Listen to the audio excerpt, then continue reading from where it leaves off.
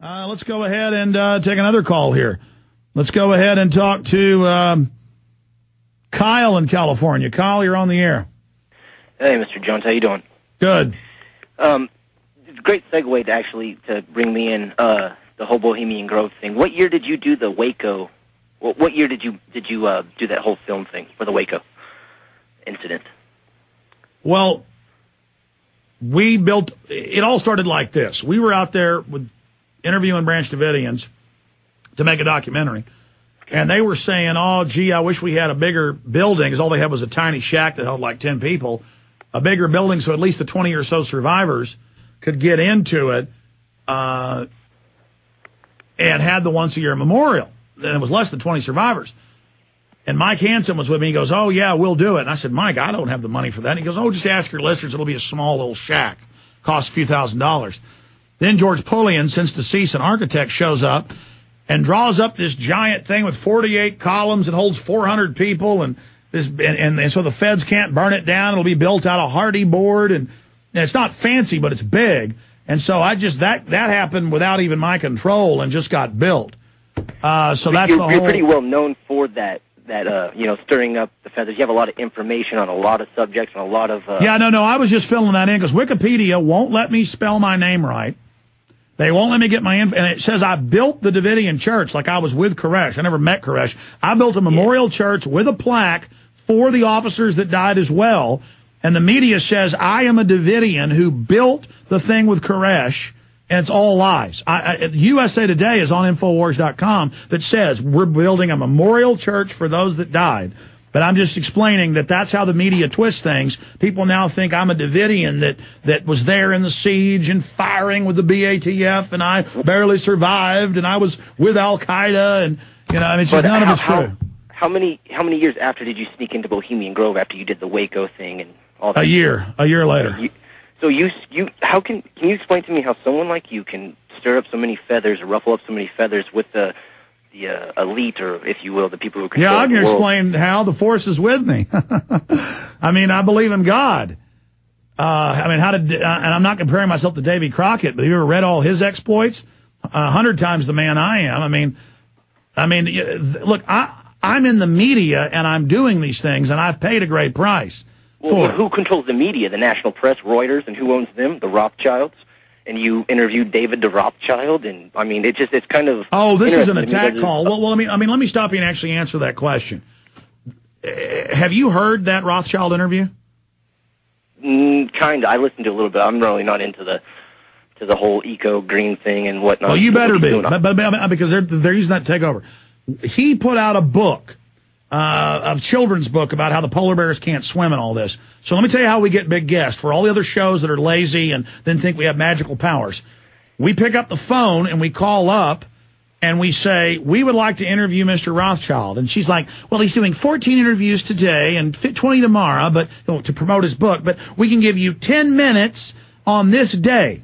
And then you get him on, and then you keep him on, you get in an argument with him. Like, people thought that was staged, that I was at the Republican National Convention and saw David Gergen. Who do you think's at that? Sean Hannity and David Gergen. And I walk up and talk to David Gergen. No, this is real. If you'd get up off your butt and go out and live...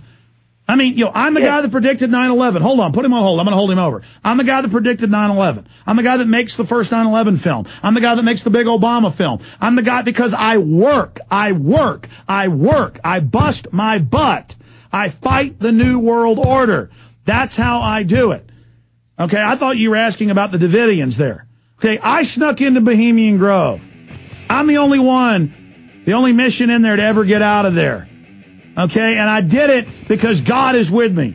And if he's with you, who can be against you? See, I believe in God. And so the fact that you would attack my credibility as if I'm not the real McCoy, because I got radio producers that know how to pick a telephone up, is baloney. But we'll come back to you with your BS. See, I'm not the bankers taking your life over. I'm the guy waking people up. I'm the good guy. Yes, Kyle in California, I get calls and emails all the time saying, I didn't really sneak into Bohemian Grove, or I'm New World Order this, I'm New World Order that. I am a standalone, self-made, alternative media person who has great supporters that support me. The whole New World Order's coming down on us. I'm fighting everything the bankers are doing. And I guess what you're saying is it's all fake? No, I'm not saying it's all fake. I would like to explain to you what has become apparent to me, and let me explain my position. I'm a regular. I was born in 1984. I'm 25. I'm a regular person. I live in a small town in Northern California. I'm not okay, special. Great, but I'm Alex. I mean, I'm just me. You're Kyle. I'm Alex. I mean, I'm here living my life too.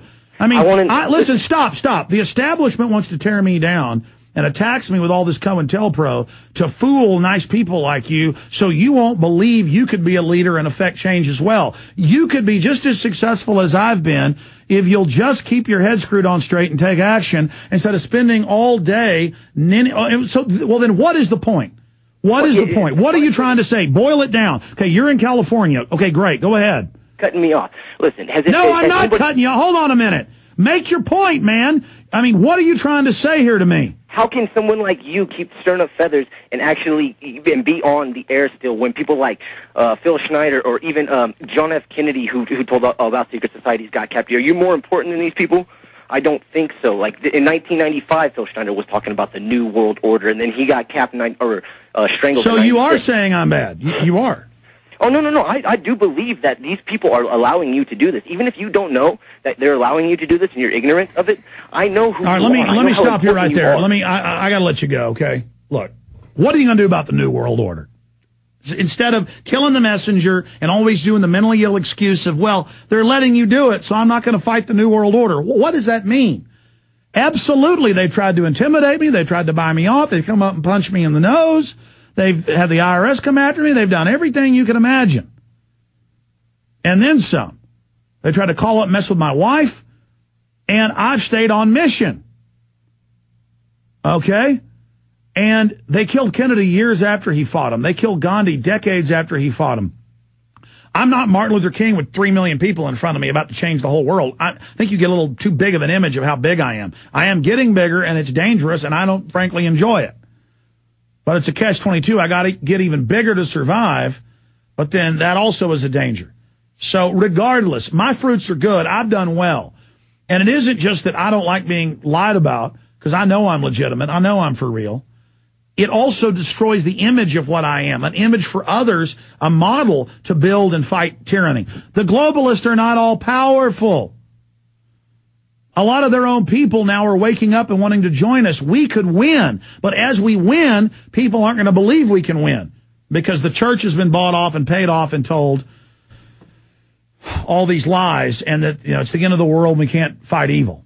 Well, let's say it's the end of the world. We have a duty to fight evil. I meant to get to this. Folks, this is important. This is up on Infowars.com and PrisonPlanet.com. DOD training manual describes protests as low-level terrorism. The Army official training manual given to all military in the Army teaches that any type of protest is terrorism and that all peace protesting supports al-Qaeda. Same thing we've heard before, but now the Army's taught this. This is mainstream news reporting this. I mean, this is just horrible. And we've got to focus on what that's happening there and get back our Bill of Rights and Constitution and say no to that instead of obsessing all day on how is Alex Jones still alive. I'm alive because if they kill me, it'll make me a hero. Now, at a point where I'm leading movements so big it may challenge him, like a Ron Paul, they may do something to me. Ron Paul said he's in danger, but he's marching forward. We need to support him and realize those that are attacking him are operatives or mentally ill. This is real, folks. I am real.